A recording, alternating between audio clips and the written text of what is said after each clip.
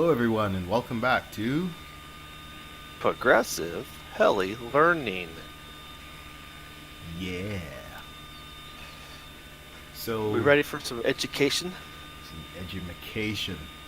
So, Greg, you and I were just talking about where we left things off, or previous lesson regarding circuits, right? Yep. Okay. So, in that lesson, we were using the landing circle as a template, and we're just slowly just drawing these flat little circles, right? Right. That's what Basically hovering in a square. hovering in a square, but a circle for me, Right. right? Yep. Um, so by now, hopefully, you guys who are kind of in that stage still, or maybe just wanted to go back and practice, have gotten it down to where you can kind of get into it and just kind of groove on there and not really think too much about it. You can control a helicopter and pull it around real hard and have fun with it. Hopefully that's where you're at, because that's really what you want to try to get to. That's the goal, right? The goal is we want to be able to move the helicopter around in a nice, clean, smooth circuit. But of And be course, comfortable in every one of those orientations. oh As yeah, you're flying that square, you're looking at a nose right, then a nose in, then a nose left, then a tail in. right. So you're kind of getting all that orientation training at the same time. So I kind of took it for granted the fact that, well, once you get past the orientations and just kind of being able to make it around in a circle, that pretty much everybody should be able to do that. But Greg, you pointed out, well, there's actually a little bit more to get to that point, and I think you're right. So one of the things that I think a lot of guys run into, and that is as the helicopter begins to pick up speed, uh, we're not really sure what to do, and it tends to put you kind of in a nervous state. And the reason why we worked that flat circle was to help you get comfortable with controlling the speed of the helicopter. So if you're moving around at a pretty decent speed and you're flying just a basic circle, a couple things you're going to notice is the helicopter tends to go up and down in different points of the circle, and that's simply because you're changing the angle of attack of the blades, and that's going to cause you to float up or slide down, right? And I'm doing some of this stuff here because I want you to see the difference when I explain it, so you'll understand why it's happening. So the the key here is the tail. The tail is very important. If you don't hold the tail in line with the head, the helicopter is going to fall. You see right now it's just staying and it's not going anywhere. It's just staying at the same height. That's because I'm holding enough rudder. But as soon as I get lazy on the rudder, look at what happens. See that? So now the helicopter actually begins to fall. Now, naturally you might get nervous and it might cause you to crash. Don't crash. It's all a matter of just stopping wherever you're at, because by this point you've mastered hovering, right? You know all your orientations of hovering upright, so it shouldn't really matter. You just stop. Unlike Greg, he's in stasis right there. I don't know how, but you just stop. That's a blade stop, by the way. Ooh, mid-air So, blade stop. so Shane, when I first started flying, I spent the first month and a half doing nothing but literally hovering in front of my face right there and just staring at it. Then I started my slow little squares like we did here in our last lesson. Yep. And then I started moving off. And you're right, as I picked up speed, my anxiety level will go through the roof. But what I found is when I'm going across the field, I'm going from left to right, and I get down here on the right-hand side of the field, and I've got to turn that thing around and come back to the left. So I basically, when I was doing the flat square, I would just start giving it some left rudder, and I'd stop the momentum by leaning the helicopter back with the aileron, kind of that flat turn. But what we want to get into is a true higher angle of attack turn, kind of like what you're doing now, where you're rolling the helicopter over on its side, You're pulling back on the elevator to bring the helicopter pull through, but you also have rudder to control that thing so it doesn't wash out, and then you're using collective to hold altitude and maintain speed, right? Correct. I mean, you've got both sticks moving pretty continuously. What Yep. are some of the things that a person, I mean, how do you even enter that turn? What's the first step to enter a turn like that? Well, I think the first step is really just to have get enough momentum going initially. So if you're gonna enter a circuit like that, from your normal hover orientation, you decide which direction you're more comfortable with, and you use elevator, tip the nose, and you initiate your bank for the direction you want to go in, and that's kind of how you get into that. There really is no other way, right? I mean, you have to generate the momentum somehow, and the only way you'll do that is if you know, from a hover or from some kind of the starting point, you initiate the elevator, get the nose down, give it a little collective, and off it goes.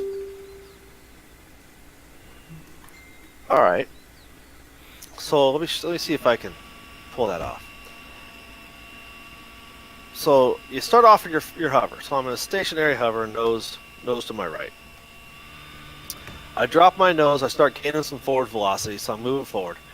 I give myself a little left aileron, and I got to start applying some left rudder immediately to hold that tail, and I got to start pulling back on that stick, the right stick, the cyclic, and give it some more positive, right, on the collective. So I've got these. So basically, I'm taking my. You can see the sticks on my screen. You know.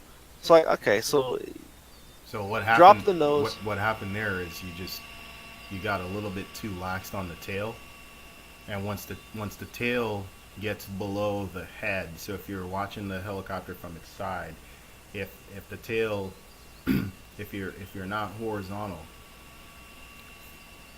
and the tail gets below the head, So that tail starts kind of falling out of the sky there.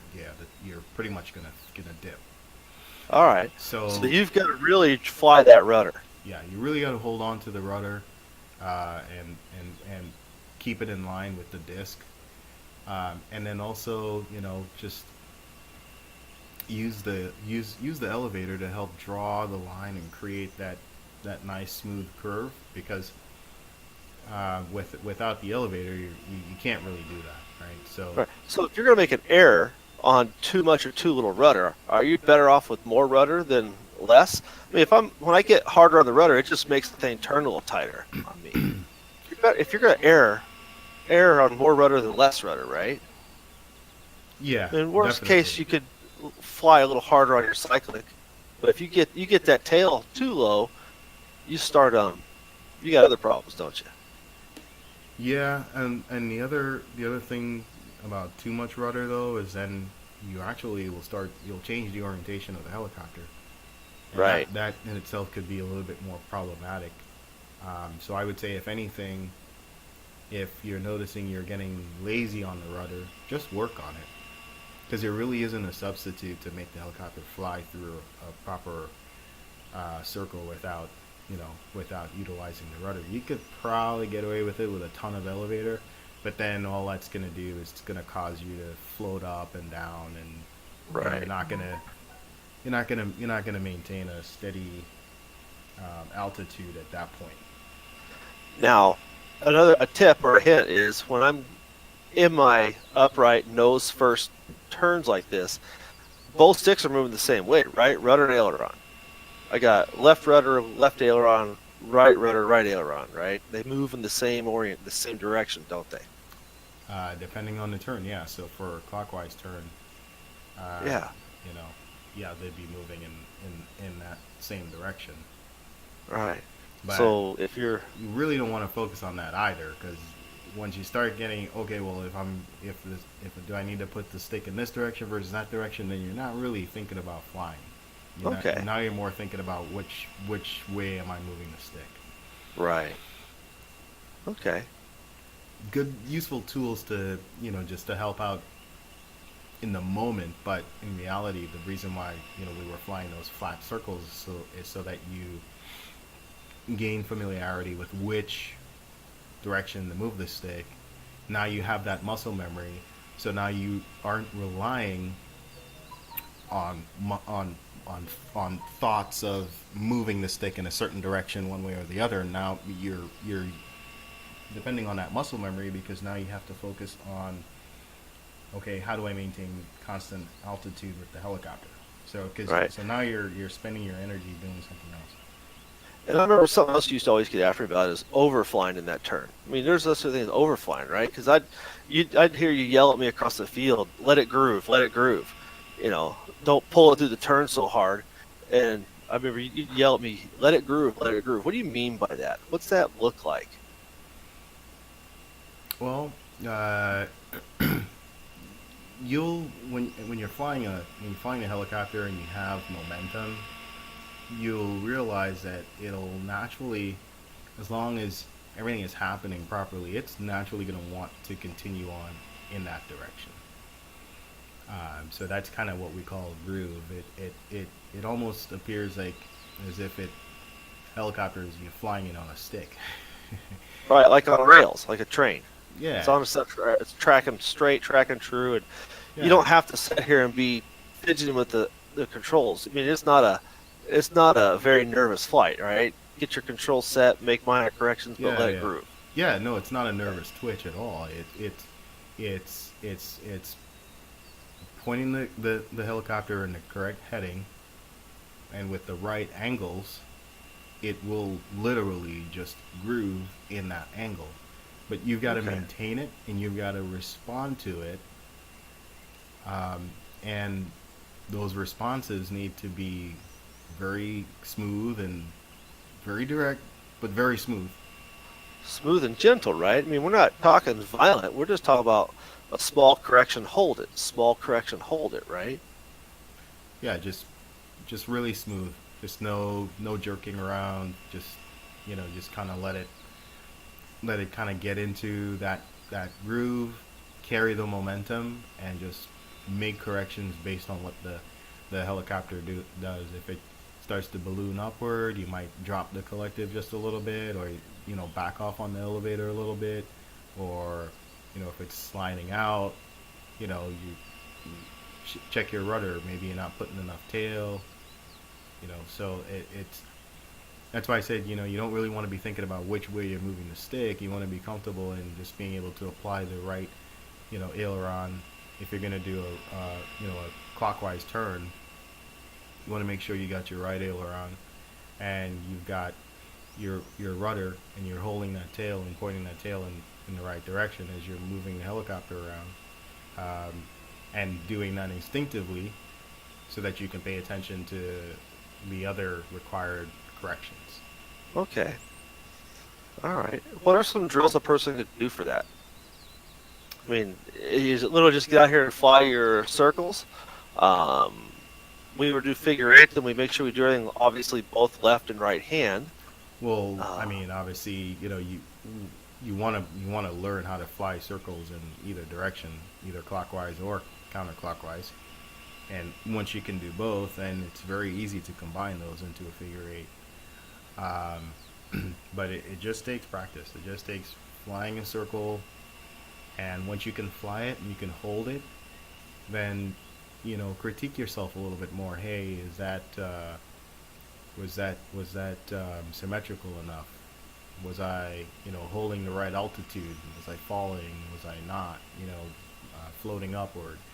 And as you begin to critique yourself, you'll begin to make the corrections that you need to make to keep the okay. helicopter looking nice and smooth.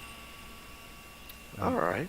but you've got to be able to do that instinctively before you can start switching up the controls to make changes and transition from one direction to the other. Because once again, you're building on your fundamentals so that you can allow yourself to focus on the new thing rather than the old stuff. Right. Okay. All right. Anything else we want to impart? Uh, No, I think that's that's pretty much all I've got on this subject. I mean, you've experienced firsthand, your own personal growth and progression with learning and getting comfortable with circuits. All right, so and it's all based on what we talked about today. All right, so Yep. Nope. I was. I always laughed. I think I was flying figure eights slower than my grandma could walk in, or than she'd walk on a walker. hey, don't feel bad. I was actually doing the same thing today. I was just on here in a live group, and I was I was just flying just really slow circuits and just jamming around and probably being super boring, but uh, I don't know. Just I found some really cool stuff with circuits, and I've starting to practice some things that I've not practiced in a while, and I'm just enjoying it. So There you go. uh, they're fun.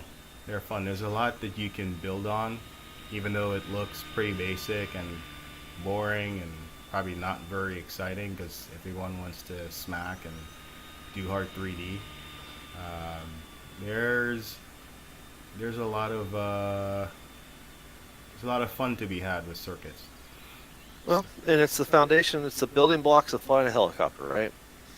Yeah, Build a strong foundation, and you'll have a good building. Build a strong foundation, you have good flying skills. absolutely. Well, fantastic. As we watch Shane do big loops. Oh, the loops. Yeah, the loops. That's a whole other conversation we'll have to have. Well, we'll have to do that on one of our future videos. Yeah, yeah, We'll go. We'll call it "Going Loopy with Shane." yeah. Nice. Well, everybody have a good evening, or good day, or good morning, depending on when you're watching. And always remember to. Keep progressing. All right, guys. We'll see you later. Be good.